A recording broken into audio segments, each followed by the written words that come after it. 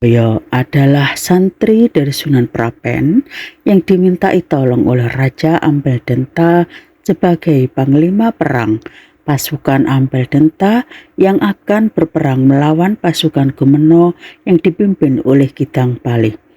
Beliau memenangkan peperangan itu dan diberi hadiah ratusan kerbau, tetapi yang diambil hanya satu kerbau untuk dijadikan tempat bertapa. Sisanya diberikan ke warga Gumeno. Dari cerita sejarah tentang Kiai Sindhujaya ini, beliau memiliki kepribadian sosok Sindhujaya yang nampak dan sangat menonjol. Antara lain adalah hidupnya suka berkelana untuk mencari, menambah dan menuntut ilmu agama Islam. Budinya sangat halus dan sabar, tinggi andap asornya atau tinggi sopan santunnya, tidak suka mengumbar bicara atau ngomong, dan dalam berbicara nadanya sangat pelan dan halus. Beliau suka menolong terutama dalam menghadapi bahaya dan kesombongan, suka berdoa dan bermunajat kepada Allah baik untuk dirinya, keluarganya maupun untuk anak cucunya. Allahu Akbar, Allahu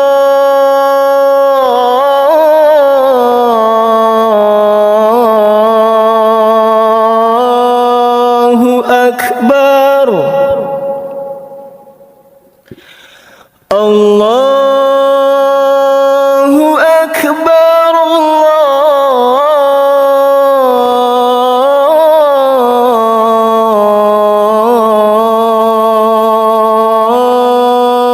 Akbar.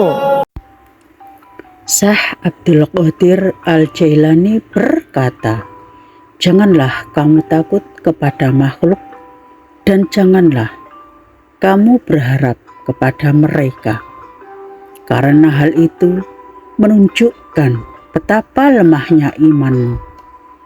Hendaklah engkau istiqomah dalam cita-citamu, sehingga engkau memperoleh ketinggian, karena Allah Subhanahu wa Ta'ala akan memberimu sesuatu yang layak dengan cita-citamu. Dengan kebenaran dan keikhlasanmu, bersungguh-sungguhlah engkau, songsong dan kejarlah, karena sesuatu itu tidak akan datang kepadamu begitu saja tanpa berusaha memperolehnya, sedangkan engkau mempunyai kewajiban untuk melakukan amal kebaikan sebagaimana engkau diwajibkan untuk mencari rezeki." Assalamualaikum warahmatullahi wabarakatuh. Selamat pagi, salam sejahtera bagi kita semua. Salam, Om Swastiastu, Namo Buddhaya, Wedidong Tian, salam kebajikan. Bapak Ibu, ketika berziarah di makam Sunan Prapen, saya menjumpai ada pusara yang cukup menarik hati saya. Di situ ditulis Kiai Sindhujaya. Berdasar manuskrip Serat Sindhujaya karangan Kitarub Agung tahun 1778 Saka 1856 Masehi, Kiai Sindhujaya adalah murid dari Sunan Prapen. Beliau adalah putra Kiai Kening dari Dusun Klating, Kabupaten Lamongan. Nama aslinya Bagas Karto. Cerita nyantrinya pada Sunan Prapen bermula dari peristiwa terbunuhnya Abdullah. Abdullah adalah seorang santri sekaligus calon menantu Sunan Prapen yang terbunuh oleh petinggi desa Klating akibat salah paham. Abdullah dicurigai sebagai pelaku teluh atau tenung yang meresahkan warga desa Klating saat itu. Padahal kehadiran Abdullah di desa Klating hanya sekedar singgah, takut kemalaman di jalan dalam usaha menempuh perjalanan pulang ke Cirebon guna menyampaikan pesan Sunan Prapen agar ayah dan ibunya segera meminang putri Sunan Prapen untuk dirinya. Abdullah terbunuh ketika sedang menjalankan sholat bersama sepupunya yang bernama Sahid. Beruntung Sahid bisa meloloskan diri. Gerakan sholat merupakan hal yang aneh bagi masyarakat desa Klating karena dianggap sebagai ritual ilmu hitam. Bahkan gerakan sujud dianggap seperti celeng atau babi ngepet. Hal ini disebabkan ajaran Islam belum sampai merambah ke desa ini, sehingga melihat orang sholat disamakan dengan orang sedang melakukan teluh atau santet. Berita terbunuhnya Abdullah oleh petinggi desa Klating telah disampaikan pada Sunan Prapen oleh Sahid yang lolos dari maut akibat keberingasan warga desa Klating. Mendengar peristiwa itu, Sunan Prapen menyesalkan dan marah kepada petinggi desa Klating, dan beliau mengutuk warga Klating sebagai manusia yang gemar makan daging celeng. Akibat peristiwa ini, Bangaskarta tidak mau lagi tinggal di desanya dan memutuskan untuk berguru kepada Sunan Prapen. Di pondok Sunan Prapen, Bangaskarta tinggal sekamar dengan Imam Sujono. Beliau adalah putra Kiai Kadim dari desa Paning Mojokerto. Di pondok ini, mereka belajar memperdalam ilmu agama dan kanuragan. Sebelum Sunan Prapen wafat pada tahun 1605, Bangaskarta dan Imam Sujono diutus untuk membantu Sunan Amangkurat dalam menyelesaikan kemelut dengan Tumenggung Banyumas yang dianggap tidak patuh dengan kebijakan Sunan Amangkurat. Di tengah perjalanan menghadapi Sunan Amangkurat, mereka bertemu dengan kakak beradik yang bernama Salam dan Salim. Hingga akhirnya mereka berempat diberi tugas untuk menangkap Tumenggung Banyumas yang sakti mandraguna. Keberhasilan mereka menangkap Tumenggung Banyumas disambut gembira oleh Sunan Amangkurat. Bahkan mereka diberi hadiah begitu banyak, tetapi Bangaskarta menolak semua hadiah itu. Dari ratusan kerbau yang diberikan Sunan Amangkurat, hanya satu kerbau buli kurus sebagai pilihannya untuk dijadikan sampan di arah arus Bengawan Solo, dan kerbau hadiah itu diminta untuk diberikan pada rakyat yang membutuhkannya. Karena lelakon yang aneh ini, Sunan Amangkurat memberi julukan pada mereka berempat. Bangaskarta diberi gelar Sindujoyo, Imam Sujono diberi gelar Suro Gupito, Salam dan Salim masing-masing bergelar Tirto Asmoro dan Ening Asmoro. Dari Kertasuro ini, mereka berempat bertapa dalam perut bangkai kerbau bule selama 40 hari lamanya sesuai dengan arus Bengawan Solo. Akhirnya, bangkai kerbau bule yang mereka jadikan tempat bertapa sampailah di salah satu desa yang kemudian dinamakan Terpan. Di desa ini mereka berpisah. Suro Gupito atau Imam Sujono memilih tinggal di desa Terpan, Salam dan Salim ke arah yang lain, dan Bangaskarta atau Kiai Sindujoyo kembali masuk ke perut bangkai bule untuk mengikuti arus Bengawan Solo, dan sampailah bangkai tersebut di desa Druyung yang sekarang menjadi lokasi PT Liku Telaga Manyar.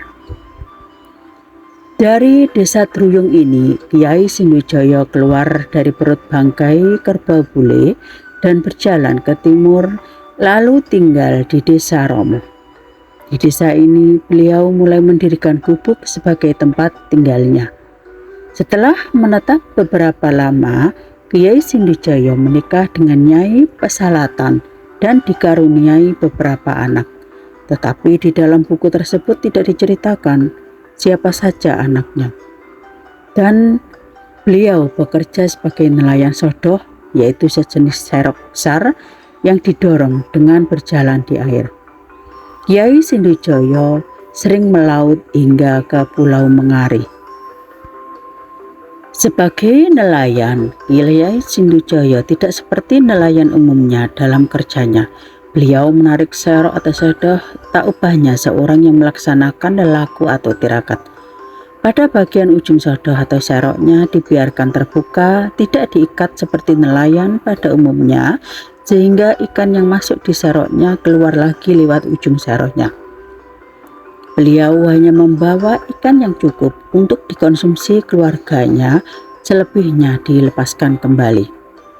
Saat melaut ini, beliau berkenalan dengan Martojoyo, lelaki dari Manukan yang sama-sama mencari ikan. Beliau juga bagian dari pasukan Ampel Denta. Dalam melaksanakan lelaku dengan mendorong alat tangkap serok, Kyai Sindhujoyo menemukan tempat yang sunyi dan cocok untuk beliau melaksanakan pertapaan. Tempat tersebut ada di Kali Tanggok. Di atas sebuah pohon di Kali Tanggok inilah Kyai Sindhujoyo melakukan pertapaan selama 3 bulan. Setelah usai melakukan tapa, beliau terbangun dan heran melihat banyak armada laut yang melintas di Kali Tanggok. Saat menghampiri armada inilah Kyai Sindhujoyo bertemu kembali dengan Martojoyo. Dari Martojoyo inilah Kyai Sindhujoyo mengetahui bahwa iring-iringan armada laut ini adalah pasukan Ampel Denta yang akan berperang melawan pasukan Gumeno yang dipimpin Kidang Pali. Perang di Gumeno ini telah menyebabkan kekalahan di pihak Ampel Denta. Pasukan yang dipimpin langsung oleh Sang Patih pulang dengan membawa kekalahan. Kekuatan kembali disusun lagi untuk menyerang Gumeno. Tapi lagi-lagi pasukan Ampel Denta menelan kekalahan. Kekalahan demi kekalahan Ampel Denta membuat murka sang Raja Ampel. Disusunlah kekuatan yang jauh lebih besar, tapi tak seorang pun berani menjadi panglima perang. Kemudian Martojoyo mengusulkan kepada sang raja agar Kyai Sindhujoyo dari Desa Romo diperkenankan untuk memimpin pasukan Ampel Denta. Usul itu pun disetujui oleh Raja Ampel Denta dan Martojoyo diutus untuk memanggil Kyai Sindhujoyo agar bersedia menghadap sang raja. Setelah menghadap Raja Ampel Denta, Kyai Sindhujoyo diajak ke gudang senjata untuk memilih senjata yang cocok. Dipilihlah tombak yang paling jelek di antara ratusan tombak di gudang. Di bawah pimpinan Kyai Sindhujoyo, ternyata ekspedisi ini berhasil meraih kemenangan dan Kyai Sindhujoyo berhasil membunuh Kidang Pali. Mendengar berita kekalahan pasukan Gumeno dan kematian Kidang Pali membuat istri Kidang Pali tidak terima. Beliau ingin membalas kematian suaminya kepada Kyai Sindhujoyo. Dengan berdandan laki-laki, istri Kidang Pali berkuda mengejar Kyai Sindhujoyo. Pertarungan terjadi antara istri Kidang Pali dengan Kyai Sindhujoyo dan pada akhirnya istri Kidang Pali tewas dengan tikaman tombak tepat di dadanya. Begitu mengetahui yang terbunuh seorang wanita, Kyai Sindhujoyo amat menyesal dan meninggalkan medan perang tanpa pamit dengan pasukan yang dipimpinnya. Seperti halnya di Surakarta, Kyai Sindhujoyo menolak pemberian hadiah dari Raja Ampel Denta. Ratusan kerbau itu diberikan kepada rakyat Gumeno dan beliau memilih satu kerbau untuk dijadikan tempat bertapa. Dari Kali Tanggok, beliau masuk ke dalam kerbau selama 40 hari. Dan sampailah bangkai kerbau tersebut di Desa Karangpasung, sekarang menjadi Kelurahan Kroman. Dan saat keluar dari kerbau, Kyai Sindhujoyo menjumpai anak buaya yang terjepit akar pohon bakau atau tanjang. Lalu buaya kecil itu diangkat dan dikembalikan ke laut. Dan Kyai Sindhujoyo membuka lahan dengan membabat hutan bakau ini untuk membuat rumah yang baru di Desa Karangpasung. Dari cerita ini saya menyimpulkan kenapa Kiai Sindujaya selalu memilih satu hadiah berupa kerbau bule yang kurus. Ternyata kerbau bule telah memiliki filosofi sebagai berikut. 1. Hewan tersebut membawa berkah dan keselamatan dari Sang Kuasa. 2. Mengambil air jamasan dan kotoran sang kerbau dipercaya memiliki banyak khasiat. 3. Kerbau merupakan simbol dari kekuatan petani. 4. Simbol penegasan kekuasaan, simbol keselamatan, kemakmuran, dan keamanan. Dari cerita sejarah tentang Kiai Sindujaya ini, beliau memiliki kepribadian sosok Sindujaya yang nampak dan sangat menonjol. Antara lain adalah Kiai Sindujaya hidupnya suka berkelana untuk mencari, menambah, dan menuntut ilmu agama Islam. Budinya sangat halus dan sabar. Tinggi adab asornya atau tinggi sopan santunnya. Tidak suka mengumbar bicara, dan dalam berbicara nadanya pelan dan halus. Suka menolong terutama dalam menghadapi bahaya dan kesombongan. Suka berdoa dan munajat kepada Allah, baik untuk dirinya, keluarganya, maupun untuk anak cucunya. Demikian cerita tentang Kiai Sindujaya berdasar manuskrip Serat Sindujaya karangan Ki Tarub Agung pada tahun 1778 Saka atau 1856 Masehi. Untuk selanjutnya tetap di channel Fahrudin Muiswatin Present. Terima kasih.